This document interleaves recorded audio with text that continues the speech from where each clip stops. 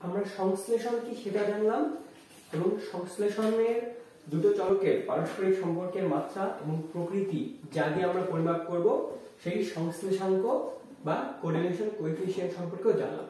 এখন আমরা জানবো যে সংশ্লেষণ কত প্রকার। একটা হচ্ছে আমাদের সহজ সংশ্লেষণ বা সিম্পল কোরিলেশন, আরেকটা হচ্ছে আমাদের বহুধা সংশ্লেষণ বা মাল্টিপল কোরিলেশন। তো সহজ সংশ্লেষণটা আসলে কি? আমরা বুঝতেই পারতেছি যে নাম দেখেই যে সহজ এবং মাল্টিপল এদের মধ্যে পার্থক্যটা কি হতে পারে।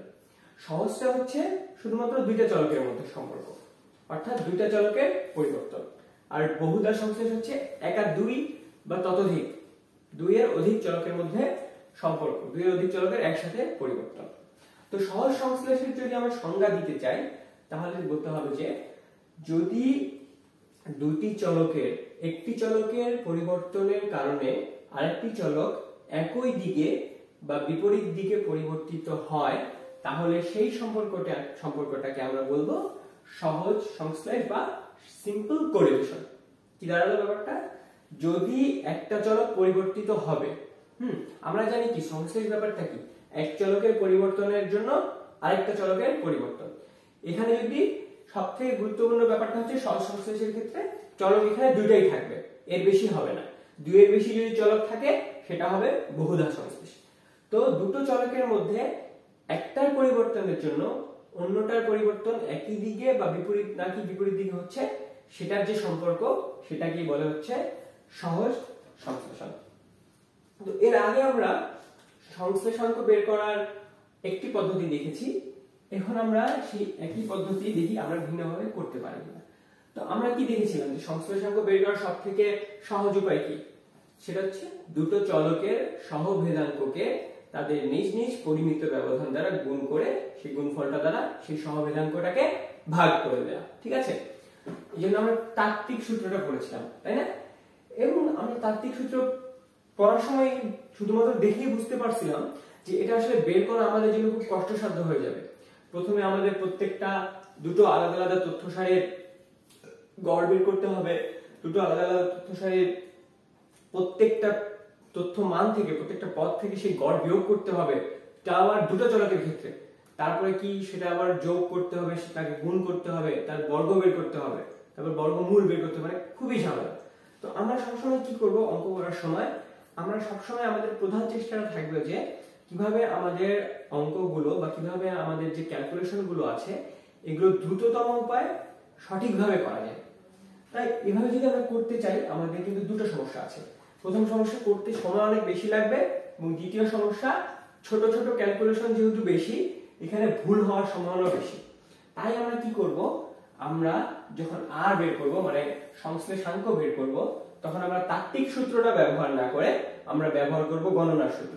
অর্থাৎ কি করব, আমরা প্রথমে দুটো চলক আলাদা আলাদা ভাবে গুণ করব, গুণ করে ওই দুটো চলকের যে সম্মিলিত গড় সেই গড়টা বের করব। মানে কি, x আলাদা করে প্রত্যেকটার সমষ্টি বের করা, y আলাদা করে প্রত্যেকটার সমষ্টি বের করা, দুটো গুণ করে n দিয়ে ভাগ করা। সম্মিলিত গড় এটা না, কিন্তু আমরা এটাকে এভাবেই বের করব। কিভাবে বের করব, x এর প্রত্যেকটা মান আলাদা করে যোগ করব এবং সেই যোগফলের সাথে y এর প্রত্যেকটা মান আলাদা করে যে যোগফলটা পাবো সেই যোগফলটা গুণ করে দিব এবং টোটাল গুণফলটা আমরা ভাগ করে দিব n দিয়ে।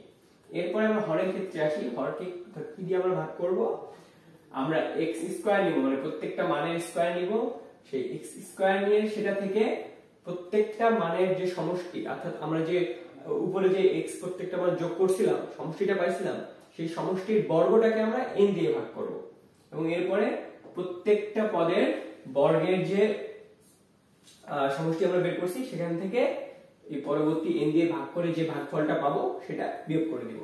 একই কাজ আমরা করব y এর ক্ষেত্রে। y চলকের প্রত্যেকটা মানকে আমরা বর্গ করব, বর্গ করে সমষ্টি বের করব, এরপরে সেই সমষ্টিটা থেকে বিয়োগ কি করব, যে প্রত্যেকটা পদের মানের যোগফল সমষ্টির বর্গ ভাগ n। তো এই বিয়োগফলটা দিয়ে আমরা প্রথমেই যে রাশিটা পাইছি সেই রাশিটাকে ভাগ করে দিব। তো আমাদের কাছে এটা এখন একটু জটিল মনে হবে, এটা স্বাভাবিক, কিন্তু যখন আমরা বেশি বেশি অঙ্ক করব, দুটো তিনটা চারটা পাঁচটা ছয়টা অঙ্ক করব, তখন কিন্তু আমাদের খুব সহজেই এগুলো আয়ত্তে চলে আসবে। আমরা যদি চাই যে সূত্রগুলো আমাদের মনে থাকবে অর্থাৎ আমাদের কিন্তু মুখস্থ করা দরকার নেই, আমাদের শুধু এগুলো প্র্যাকটিস করতে হবে। আমরা যত বেশি অঙ্ক করব তত ভালোভাবে আমরা সূত্রগুলো আত্মস্থ করতে পারবো। এরপরে আসি আমরা যে মূল ও মাপনীর সাপেক্ষে কিভাবে আমরা সংশ্লেষাঙ্ক বের করতে পারি। আমরা জানি মূল ও মাপনী কি, এর আগে যখন আমরা গড় বের করেছিলাম তখন আমরা মূল ও মাপনী সম্পর্কে পড়েছিলাম। তো মূল ও মাপনী সম্পর্কে আমরা দুটো চলকের ক্ষেত্রেই ধরে নিব, দুটো চলকের ক্ষেত্রে দুটো অনুমিত গড় ধরে নিব এবং তাদের মাপনী বা শ্রেণীবিন্যাসটা শ্রেণীব্যাপ্তিটা ধরে নিব। তাহলে সূত্রটা কি হবে? তাহলে সূত্রটা হবে হচ্ছে, প্রথম যে আমরা প্রত্যেকটা পদের ক্ষেত্রে প্রথম চলকের প্রত্যেকটা পদের ক্ষেত্রে একটা করে মাপনী পাবো না, মূল পাবো না, সেটা থেকে ওই যে মূলের যে বর্গ সেটা আমরা বিয়োগ করব। তেমনি ভাবে দ্বিতীয় চলকের প্রত্যেকটা মান থেকে তার মূলের বর্গটা আমরা বিয়োগ করব। তারপর এই দুই বিয়োগফলটাকে আমরা গুণ করে দিব, তারপর এই গুণফলের সামেশন বা সমষ্টি আমরা নেব এবং সেটাকে একই ভাবে ভাগ করে দিব হচ্ছে কি, প্রত্যেকটা পদ থেকে তাদের মূলের গড় বিয়োগ করে সেই বিয়োগফলের বর্গ করে তার সামেশন নিব এবং অনুরূপভাবে y এর ক্ষেত্রেও প্রত্যেকটা মান থেকে তাদের গড় বিয়োগ করে তার বর্গ করে সেটা সামেশন নিব এবং দুটো সমষ্টি গুণ করে দিব, এরপর সেই গুণফলটার বর্গমূল নিব, তারপর সেই বর্গমূলটাকে দিয়ে পূর্বের রাশিটাকে ভাগ করে দিব। তো এইটা ওই আগেরটা যেমন তাত্ত্বিক সূত্র শিখেছিলাম, এই একই ভাবে আমরা এটার ক্ষেত্রেও গণনার সূত্রটা শিখব। গণনার সূত্রটা কি রকম?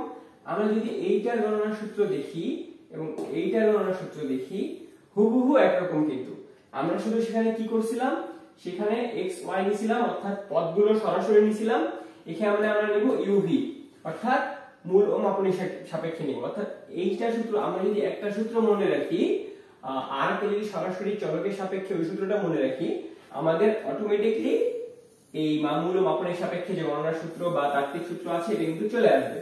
এটা আমাদেরকে আলাদাভাবে মনে রাখতে হবে না, ঠিক আছে? এই তো গেল আমাদের হচ্ছে সংশ্লেষাঙ্ক নির্ণয়ের দুটো পদ্ধতি। এরপরে আমরা শিখব হচ্ছে সহজ সংশ্লেষণ কয় প্রকার সেটা। আমরা প্রথমেই জেনেছিলাম কি, যে সহজ সংশ্লেষণ হচ্ছে দুটি চলকের একটির পরিবর্তনের জন্য অপরটির প্রথম চলকের দিকে অথবা প্রথম চলকের বিপরীত দিকে পরিবর্তিত হয় হচ্ছে সহজ সংশ্লেষণ। তাহলে দেখি সহজ সংশ্লেষণ কি কি। প্রথমে হচ্ছে পূর্ণ ধনাত্মক সংশ্লেষ বা পারফেক্ট পজিটিভ কোরিলেশন। আচ্ছা, তাহলে এটা হচ্ছে দুটো চলকের মধ্যে যদি সম্পর্কটা পারস্পরিক রিলেশনটা এমন হয় যে একটি চলকের পরিবর্তনের জন্য অপর একটি চলক একদম সম্পূর্ণভাবে ধনাত্মক পরিবর্তন হবে। ধনাত্মক পরিবর্তনটা কি? ধনাত্মক পরিবর্তনটা হচ্ছে বাড়বে। একটি চলক যদি বাড়ে আরেকটি চলকও সম্পূর্ণভাবে বাড়বে এবং এই যে পরিবর্তন হওয়ার মাত্রাটা এটা দুটো চলকের ক্ষেত্রে একই থাকবে। আমরা এবং উল্টোটাও এর ক্ষেত্রে প্রযোজ্য, অর্থাৎ একটি চলক যদি কমে তাহলে আরেকটি চলকও কমবে এবং এদের যে পরিবর্তন হওয়ার মাত্রাটা এইটাও সম্পূর্ণভাবে একই থাকবে।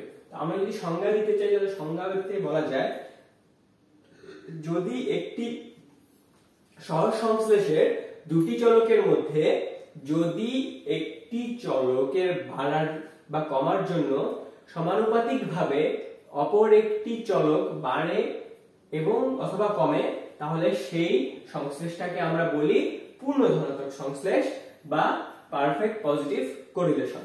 তো এটা হচ্ছে পজিটিভ সংশ্লেষের সংজ্ঞা। পূর্ণটা এখানে কেন আসলো?